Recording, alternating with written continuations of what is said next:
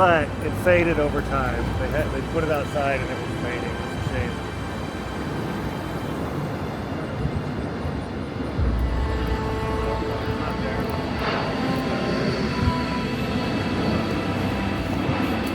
Going to the film screening of this celebrity over here.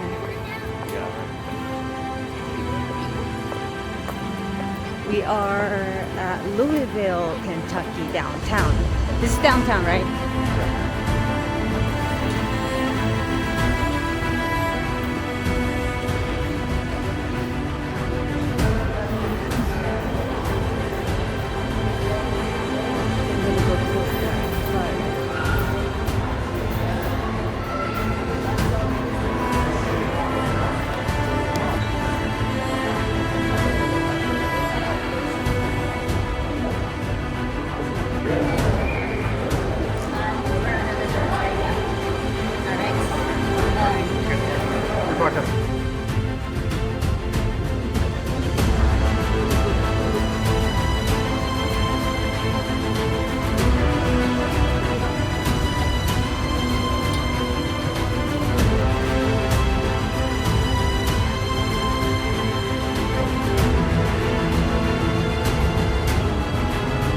Political cartooning is a negative art. People will often complain about that and say, don't you ever have anything positive to say? But satire is a negative art. You're getting a point of view across by ridiculing something else. There's a couple challenges in that sometimes I believe in something proactively, but it's awkward to do that with a political cartoon. It's just not a great vehicle for saying something positive.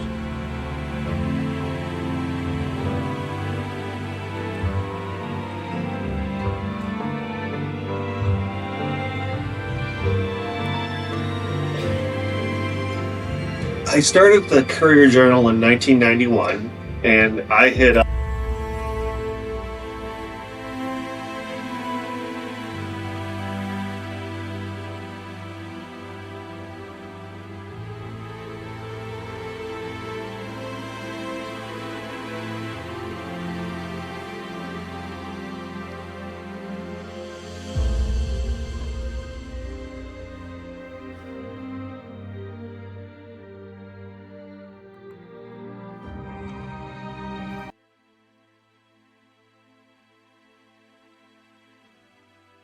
so I can say this, but we kind of need newspapers. We need that long form, right? Like, there's not much context that we can take in a minute-long TV story that is just a flash. It's heartbreaking to see what's happened in the newspaper business. I loved it, and I still do. And so many people now tell me, I don't know what to even believe anymore. You're just inundated with information on social media, and people don't want to pay for subscriptions, which is why newspapers have gone to hell. But if you don't pay for it, then really good, solid journalism is hard to make. And so it's the Facebook, Twitter, all that's just filled with often misinformation that's funded by people who have an interest in spreading misinformation. So I always try to tell people, try to find one publication you trust. I subscribe to several, including the Wall Street Journal, which is more conservative, but solid investigation, solid reporting, and New York Times. Still the Washington Post, although wavering on that one. But you kind of have to triangulate. You look for consistencies among different solid reporting publications, and you can figure out what the truth is, but most people don't have the time for that. So you mentioned social media. Has that, what kind of an impact do you think that it's going to have in the future for people who do your art? Could it, in a way, help perpetuate and advance cartoonists? Or is that just not a platform that you think would help serve its future? It's a great question, and it's a double-edged sword. Our stuff is seen more widely now than ever. I see my cartoons all over social media and all my colleagues. Most of the time, it's not attached to my accounts. Most people just copy and paste it. They don't realize that when you do that, you're removing the links that I have. I make my living now on newsletters, Substack. And when link is stripped off, then it's just my work is circulating. And I like that because it's having an impact, that people are seeing it, and you love, and I do this so that it can hopefully have some influence, but monetizing it is definitely the challenge. And I always try to be going back to accuracy. I always try to do research, make sure that my stuff is fact-based, and true to the best of my knowledge. And I now, because Substack is largely a writer's program platform, I usually write an essay to go with the cartoon because I want to have a value add for my subscribers. And so I try to do a news summary and then my take on it and the background of my thinking. What do you hope when you draw something? Obviously, it's to provoke thought, right? How much thought do you think you're able to? You've gotten a lot of material lately, is what I'm getting at. Yes, unfortunately. So how do you find that happy medium of putting thought-provoking, tantalizing material with providing fact? So do you mean, do I try to intentionally provoke? Yes. I don't. I try to calibrate my message with the way I feel about something. Because if you're just throwing a fastball every day, then people kind of get tired of it. I feel like they're getting hit over the head. So I try to calibrate it. And I like it if people are entertained and they laugh, but oftentimes it's a poignant topic, so you really can't be. So there's it's kind of akin to social media, is whenever you have bad comments on a thread, they're still comments.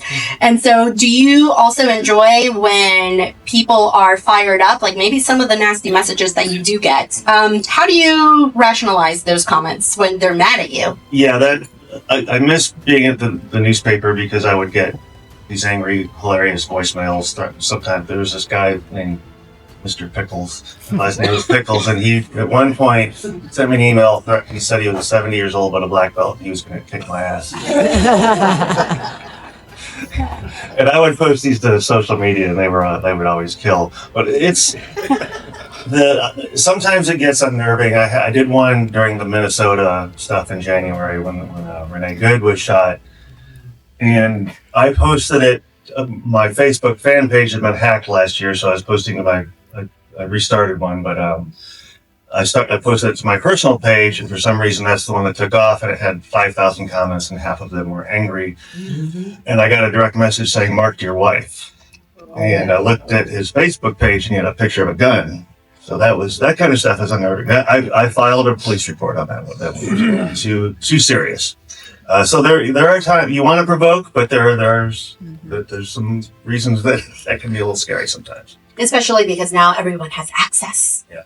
Right? Yes. All it takes is just a couple of clicks and they know how to get to you.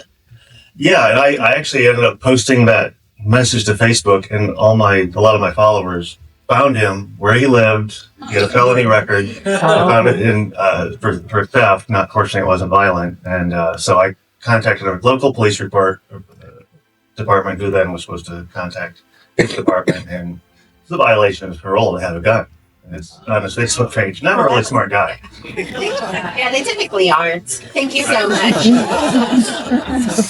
Personally, and say, wow, they're all activists, and I want to do something with this.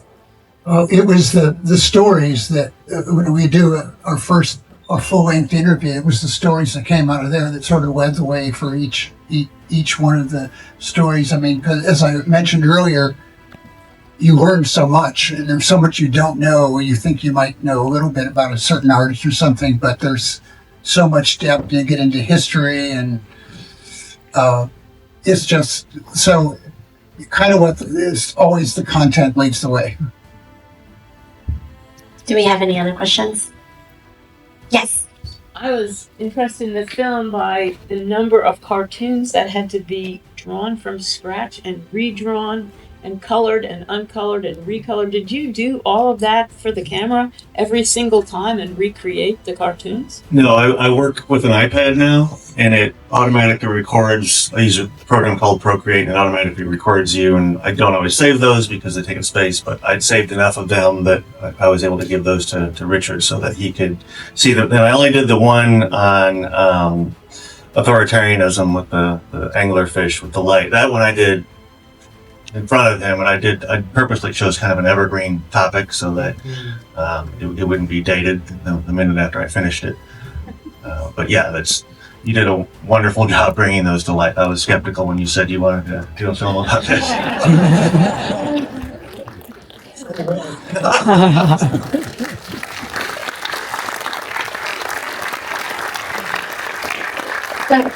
You guys are going to hang out, right, after the film. So if you guys do have any questions, and then also we have several other vendors right outside in the lobby area, so you can ask other questions of the artists and the filmmakers. And thank you guys so much for coming, and we hope that you enjoyed these films.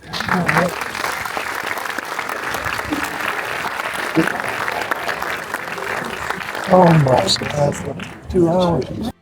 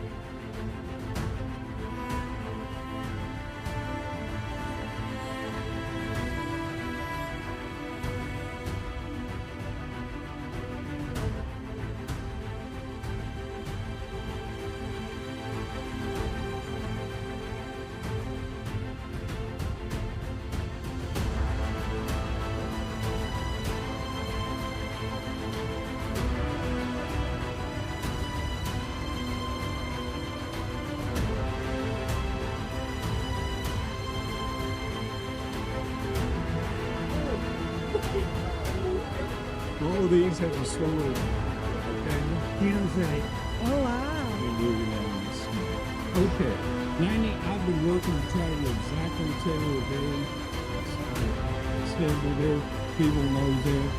But I wrote a guidebook to exactly tell you when I'm seeing people. Okay. And so that's cool connection.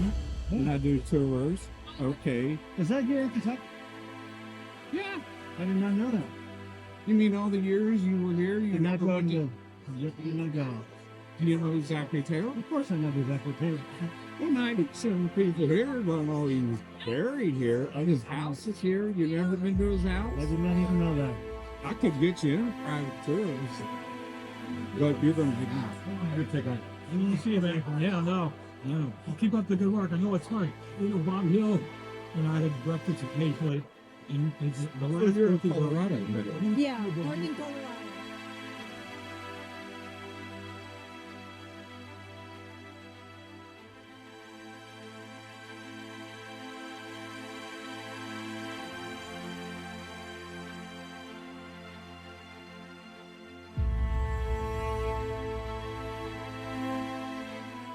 Thank